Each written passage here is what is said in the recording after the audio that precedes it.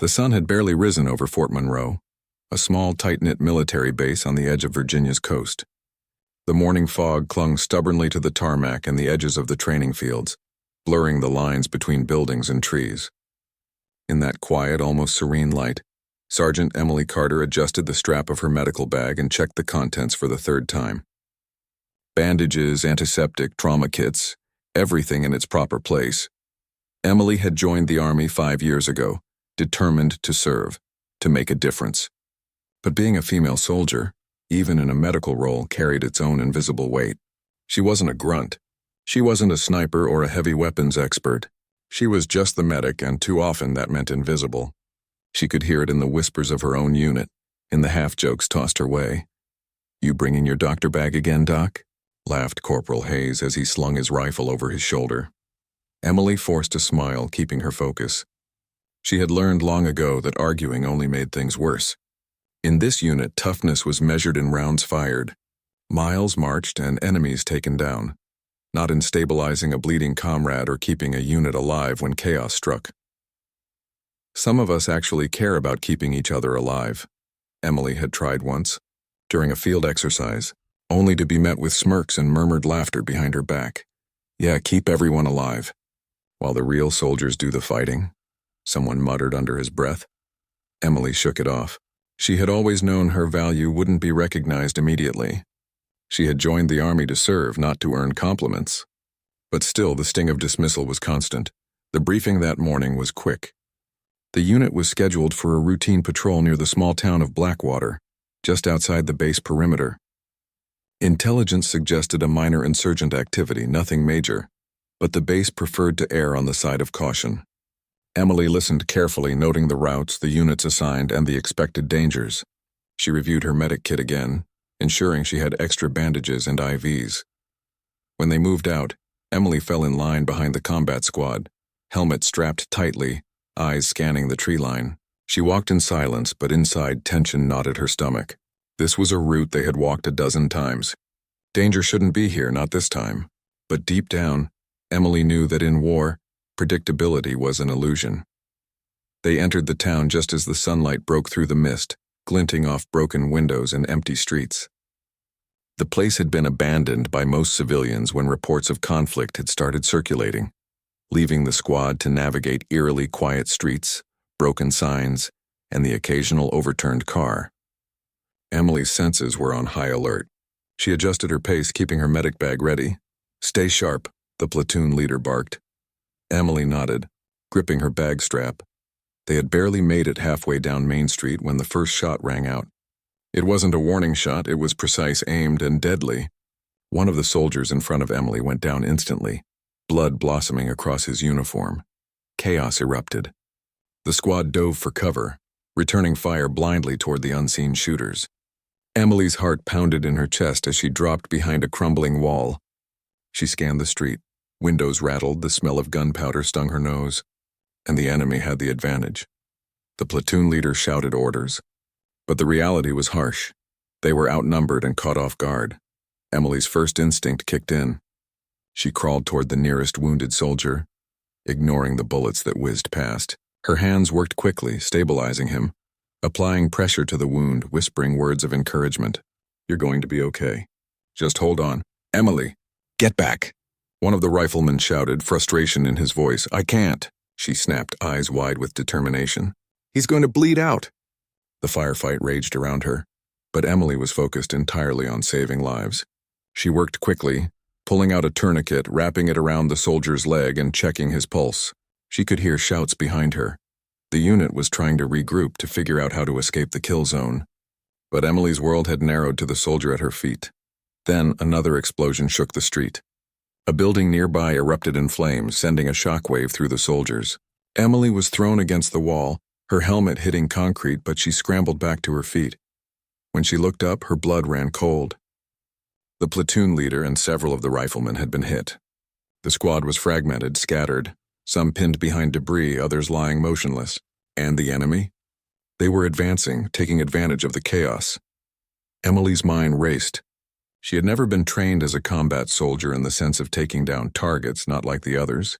Her role had always been to patch up, stabilize, and save. But as she scanned the battlefield, a terrifying realization hit her. If she didn't act, the enemy would pick off the remaining soldiers one by one. And in this moment, there was no one left to stop them. Her hands shook as she gripped the medic bag, pulling out a small sidearm, issued for emergencies, never meant for direct combat.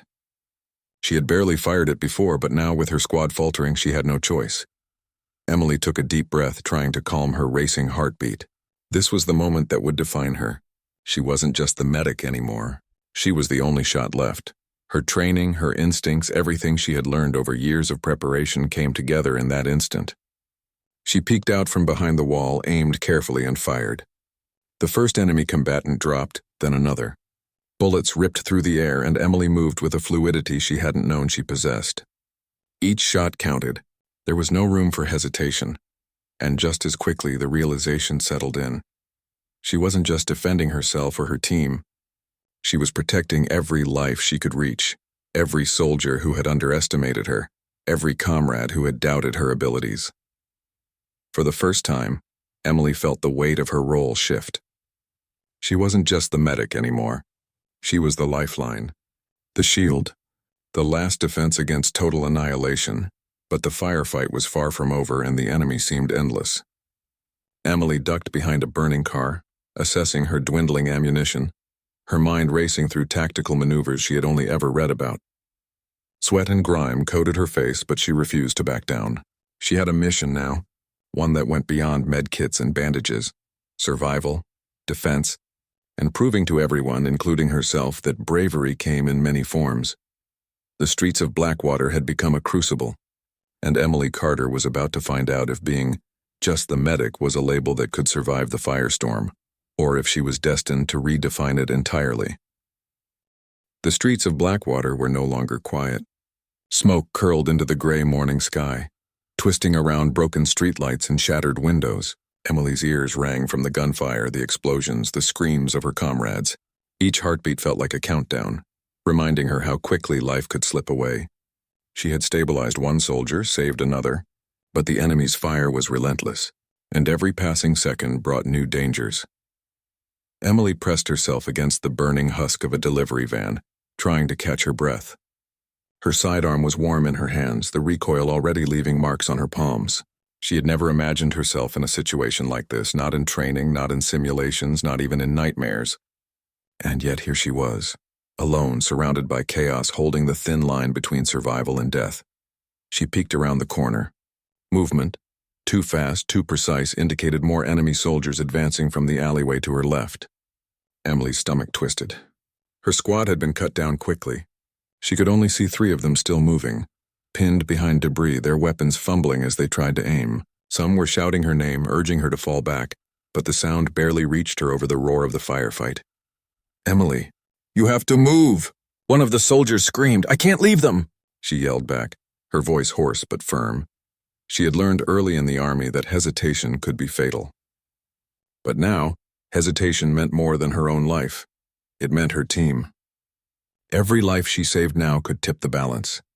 She scanned her surroundings, mapping escape routes and fallback points, noting where the enemy's fire came from. She knew she had to think fast. Her training as a medic hadn't fully prepared her for this. Bandaging wounds was one thing. Taking down enemies was another.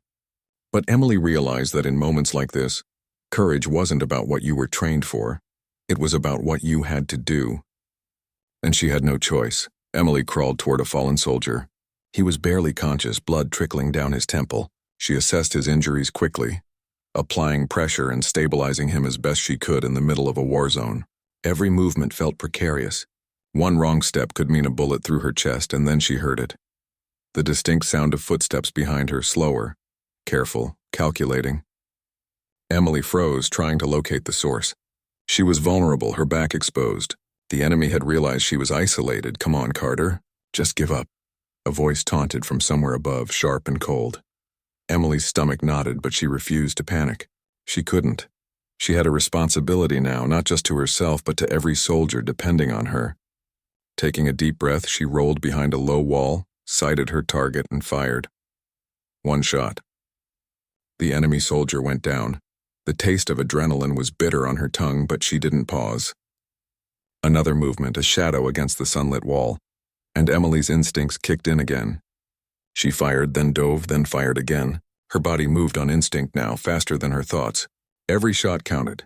Every move mattered. Through the haze of smoke, Emily saw a figure staggering toward a wounded rifleman. She didn't hesitate. Taking a calculated shot, she neutralized the threat just in time.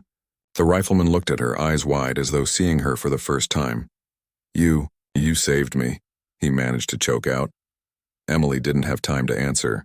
Bullets ricocheted from the walls, the street, the abandoned cars. She had become the eye of the storm, the center of a battlefield she had never expected to lead. But each passing second, each successful shot, reinforced something deep inside her. She wasn't just the medic. She was a protector, a warrior, a lifeline. Then came the flash of movement that froze her in place. A group of enemies flanking from the rear, cutting off any path of retreat. Emily's chest tightened. She had been outnumbered before, but now she was completely surrounded. Her ammunition was low, her adrenaline burning her veins raw. She could feel exhaustion creeping in, threatening to paralyze her. Her mind raced. Every plan, every training exercise, every piece of knowledge she had about combat situations she had only read or practiced in controlled environments now had to be applied in real life.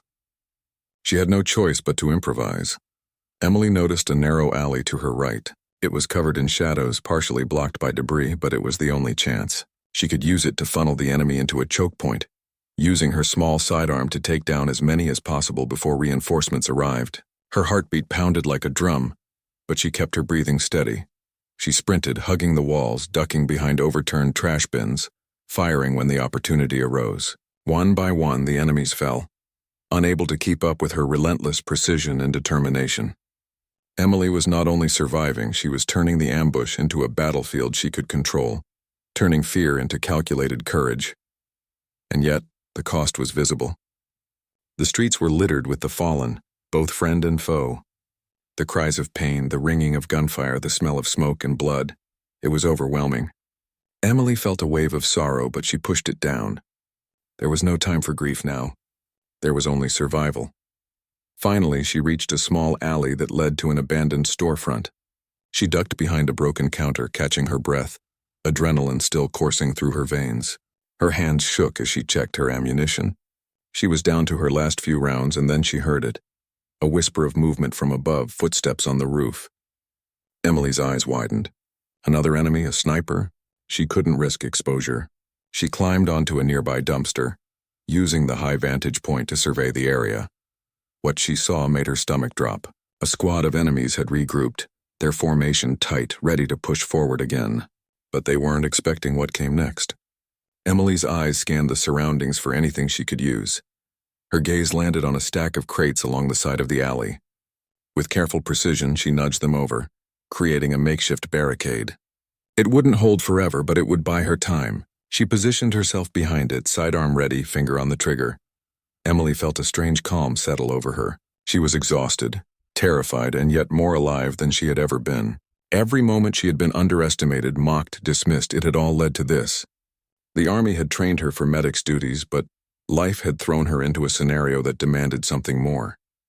Something beyond expectation.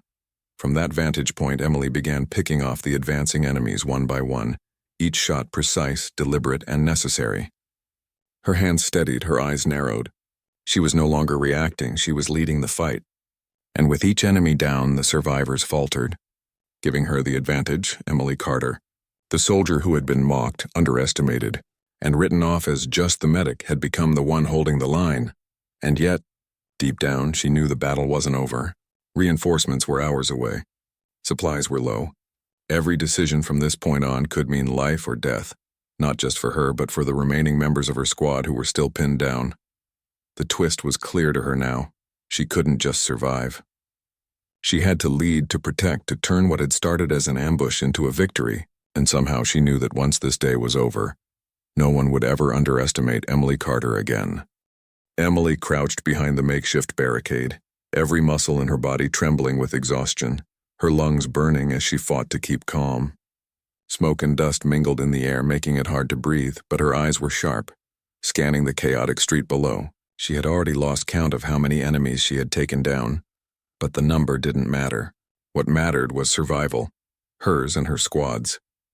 She could hear the faint moans of wounded soldiers nearby, their voices weak, almost drowned out by the gunfire and explosions. One of them, Private Simmons, had taken cover under a collapsed awning. His leg was pinned, and she could see the pale white of his face through the grime and blood. "Hang on," she whispered, gripping her sidearm tighter. "I've got you." Emily moved swiftly, darting from cover to cover, ignoring the sting of cuts and bruises that had begun to bloom on her arms and face. She reached Simmons and pulled him free, applying pressure to his leg wound. The boy's eyes widened in shock as she held him steady. "You're not dying today," she said firmly, her voice strong despite the chaos surrounding them. The sound of footsteps above drew her attention. Enemy reinforcements were attempting to flank her position from the rooftops. Emily glanced upward and saw shadows moving across the roofline of a partially destroyed building. She swallowed hard and quickly calculated her next move. There was no way she could survive a direct assault from above. Her only chance was to outsmart them. Emily's eyes fell on a narrow side alley. It was risky, a tight squeeze with rubble and debris, but it could funnel the enemies into a position where she could control the fight. She turned to Simmons. "I need you to stay low and move fast when I give the signal. Can you do that?" "Yes," he whispered, fear and trust mingling in his voice. Emily crawled toward the alley, signaling Simmons to follow. Bullets whizzed past, and she could hear the distant sounds of her squad trying to regroup. She had no time to worry about them individually. Right now, she had to lead the fight. As she reached the alley, she noticed a stack of crates piled high against one wall. An idea sparked in her mind. She pushed one of the crates over, creating a barricade at the mouth of the alley, forcing the advancing enemies into a narrow passage. Emily took a deep breath, knelt behind the cover, and prepared herself. She wasn't just defending herself anymore. She was creating a kill zone. The first enemy appeared, stepping cautiously into the alley. Emily aimed, fired, and the soldier dropped instantly. A second followed, then a third, each eliminated with careful precision. Her body moved with a rhythm she hadn't known she possessed. Every shot, every maneuver was born of instinct, courage, and the desperate need to survive. But then something unexpected happened. A figure emerged at the far end of the alley, taller, more imposing than the others. This was not a regular soldier, it was an officer, a leader directing the ambush. Emily's heart pounded as she realized the magnitude of the threat. If he reached the rest of the squad, it could mean total annihilation. Emily had no time to hesitate. She aimed carefully, taking a steadying breath, and fired. The officer went down, but she knew the fight wasn't over. The remaining soldiers hesitated, their confidence shaken by the sudden loss of leadership. Emily saw her chance and pressed it. She moved with deadly precision, picking off enemies one by one, her confidence growing with each successful shot. She was no longer just reacting, she was orchestrating the battle. Every movement was calculated, every decision deliberate. For the first time, she felt a strange sense of control amidst the chaos. Yet, even as she fought, Emily couldn't ignore the growing sense of despair that clung to her. The streets of Blackwater were littered with the fallen, friends, foes, innocents. She had saved lives, but at a cost that weighed heavily on her. Sweat and blood mixed on her skin, and she realized how close she had come to becoming another casualty. Then a scream pierced the air, a cry for help that cut through the noise. Emily's eyes darted to the source. Private Thompson, trapped under rubble near the edge of the street, pinned and unable to move. The enemy was advancing toward him, oblivious to her presence. Without hesitation, Emily sprinted across the open street, dodging bullets and debris.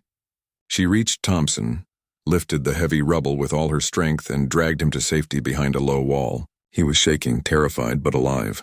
Emily pressed a hand to his shoulder. "You're safe now," she said, her voice steady. "I've got you." It was then that Emily realized something profound. She had always believed that her role as a medic was secondary, that she was just the medic in a unit full of warriors. But here, in the crucible of battle, she understood the truth. Courage wasn't defined by your title, your rank, or the weapon you carried. Courage was defined by what you were willing to do when no one else could, or would. As the enemy regrouped for another assault, Emily felt a surge of determination. She couldn't afford to falter. Every soldier she had saved, every life she had protected depended on her. She adjusted her position, reloaded her sidearm, and prepared for the next wave. And then it happened. Reinforcements arrived. The sound of helicopters, the thrum of engines, and the crackle of radio chatter signaled that help was finally on the way. The enemy, realizing they were outmatched, began to retreat. Emily's shoulders sagged slightly with relief, but there was no time to celebrate. She had to account for her squad, check for wounded, and ensure the area was secure. One by one, the remaining soldiers staggered to her position, their eyes wide with disbelief. They had survived thanks to her. The ones who had mocked her, dismissed her, and underestimated her were now looking at Emily with a mixture of awe, gratitude, and perhaps shame. You held them off," one of the riflemen said, voice trembling. We didn't know." Emily shook her head, exhaustion weighing on her.